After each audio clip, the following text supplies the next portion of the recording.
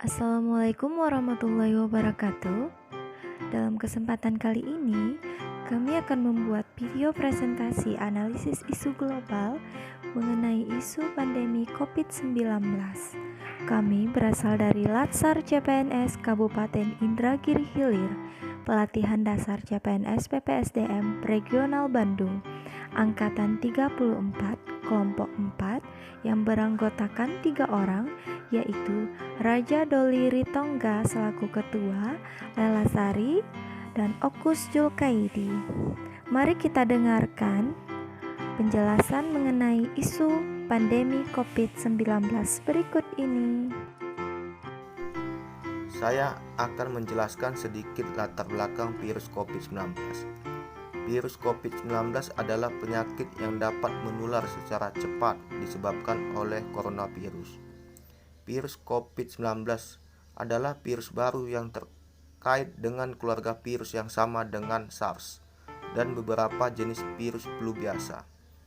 Penyakit ini pertama kali ditemukan pada Desember 2019 di Huyan, kota provinsi Hubei, Cina, dan sejak itu menyebar secara global di seluruh dunia, mengakibatkan pandemi coronavirus. Kesehatan dunia mendeklarasikan wabah coronavirus sebagai kesehatan masyarakat darurat internasional pada tanggal 30 Januari 2020 dan pada tanggal 11 Maret 2020. Selanjutnya, pada isu COVID-19 dapat beberapa polemik yang hadir di masyarakat. Polemik tersebut akan kami bahas pada pra-analisis menggunakan metode pentahelix. Jadi, pentahelix merupakan analisis masalah dengan melihat dari sisi kolaborasi 5 aspek polemik di masyarakat dalam meningkatnya angka penyebaran COVID-19, yaitu kita lihat dari aspek akademik, perdebatan langkah prioritas dalam upaya penanggulangan penyebaran COVID-19.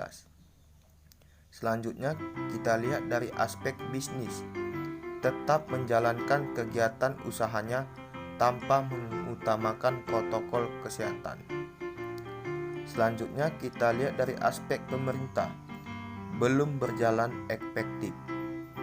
Selanjutnya kita lihat dari aspek media, maraknya berita hoax atau bohong terkait COVID-19 di masyarakat. Selanjutnya kita lihat dari aspek masyarakat itu sendiri, masih ada keraguan keberadaan COVID-19 sehingga tidak patuh dengan kebijakan pemerintah. Polemik selanjutnya, COVID-19 dianggap bisnis. Polemik ini kita lihat dari aspek akademik. Ada oknum epidemiologi mengatakan tes COVID jadi ladang bisnis. Selanjutnya kita lihat dari aspek pemerintah.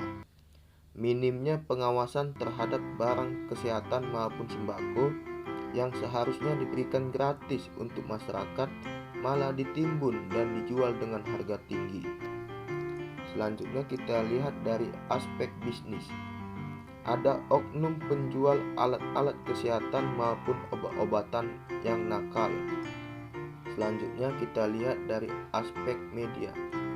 Seakan menjadi wadah orang yang tidak bertanggung jawab untuk mengadu domba masyarakat dengan pemerintah maupun dengan pelaku usaha.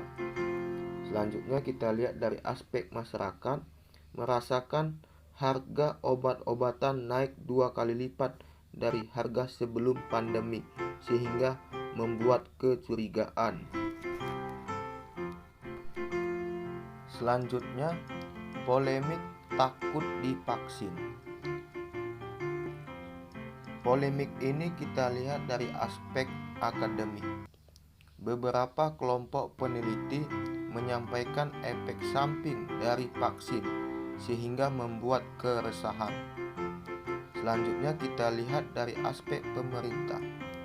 Belum maksimal sosialisasi pemerintah tentang manfaat dan keamanan dari vaksin tersebut. Selanjutnya kita lihat dari aspek bisnis. Adanya perbedaan harga vaksin di setiap negara membuat pola pikir masyarakat menjadi takut jika nanti diberikan vaksin dengan harga murah.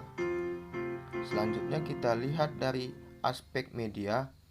Pemberitaan yang berlebihan tentang vaksin membuat masyarakat takut.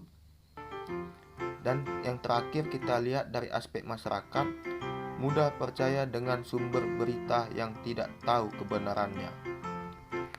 Baiklah, saya akan menganalisis 3 isu yang beredar di masyarakat dengan metode analisis USD. Dengan keterangan skor 1, sangat tidak penting, 2, tidak penting, 3, netral, 4, penting, 5, dan sangat penting. Baiklah, kita akan lihat isu yang pertama, yaitu meningkatnya angka penyebaran COVID-19 dengan nilai urgensi 5, nilai seriousness 5, nilai grow 4 dengan total skor 14. Lalu isu yang kedua, COVID-19 dianggap bisnis dengan nilai urgensi 3, nilai seriousness 3, dan nilai grow 5 dengan total skor 11 poin. Dan yang terakhir, isu yang ketiga, polemik takut divaksin dengan nilai urgensi 5, nilai seriousness 4, dan nilai grow 3 dengan total nilai 12 poin. Kita bahas menggunakan analisis Fishbone. Penyebab COVID-19 masih menyebar di Indonesia ada 4 faktor, yaitu faktor manusia, material, manajemen, dan lingkungan. Kita lihat faktor manusia. Faktor manusia terdiri dari 3 aspek. Yang pertama, ketidakpedulian terhadap bahaya COVID. Yang kedua, menganggap COVID-19 tidak nyata. Yang ketiga, jumlah tenaga medis yang terbatas. Sedangkan dari segi material itu terdapat 3 aspek. Yang pertama, kurangnya jumlah rumah sakit ataupun bangunan yang mampu menampung pasien COVID. Yang kedua, ketersediaan jumlah pasien COVID-19 yang terbatas. Yang ketiga, minimnya ketersediaan alat-alat kesehatan. Kita lihat dari segi manajemen, ada 2 aspek. Yang pertama, sanksi yang kurang tegas kepada para pelanggar prokes COVID-19. Aspek yang kedua, kurangnya sosialisasi tentang bahaya COVID-19 ke masyarakat. Sedangkan kriteria yang terakhir yaitu lingkungan. Mempunyai satu aspek kebutuhan ekonomi yang mana masyarakat kita masih lagi bersosialisasi untuk memenuhi kebutuhan ekonomi. Baiklah, saya akan membahas COVID-19 menggunakan analisis SWOT, yaitu strength kekuatan, W weakness kelemahan, opportunity peluang, T threat ancaman. Kita lihat yang pertama dulu, yaitu strength kekuatan, mempunyai 2 poin, yaitu 1, COVID-19 merupakan perhatian penting global. Yang kedua, adanya keinginan untuk bisa new normal terbebas dari wabah. Sedangkan weakness, kelemahan, mempunyai 3 poin. Yang pertama, banyak masyarakat yang belum teredukasi. Khususnya ini bisa kita lihat di area-area pedesaan yang kurang sosialisasi dari pihak-pihak berwenang. Yang kedua, kurangnya kesadaran akan pentingnya prokes. Kita lihat banyak sekali di jalan atau di mana-mana bahkan tidak menggunakan masker. Yang ketiga, pelaksanaan vaksin yang belum menyeluruh. Ini banyak sekali yang kita ketahui dari keluarga kita, teman-teman kita yang masih takut akan vaksin, masih terkena hoak-hoak tentang vaksin. Oke, untuk opportunity peluang itu mempunyai 4 poin. Yang pertama, peningkatan sosialisasi. Yang kedua, adanya pemberian kebijakan pemerintah yang meningkat. Yang ketiga, pelaksanaan vaksin secara bertahap. Yang keempat, pemerintah memberikan serangkaian peningkatan terhadap pencegahan wabah. Sedangkan untuk trik ancaman ada 3 poin. Yang pertama, angka penderita dan kematian karena COVID-19 semakin meningkat. Yang kedua, semua aspek menjadi lemah. Yang ketiga, tenaga kesehatan yang kewalahan. Kesimpulannya, dari analisis SWOT ini, kita dapat mengambil sisi baik dari strength dan opportunity, dari kekuatan dan peluang, dan kita bisa menekan sisi buruk dari weakness dan trik, yaitu kelemahan dan Penyelesaian ancaman. masalah.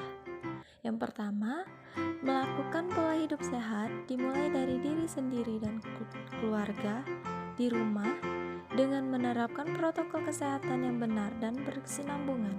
Yang kedua, pemerintah lebih banyak melakukan sosialisasi melalui dunia nyata maupun lewat dunia maya tentang bahaya COVID-19, manfaat vaksin, pentingnya protokol kesehatan, serta sosialisasi terkait kebijakan yang dibuat untuk tujuan menekankan angka penyebaran COVID-19.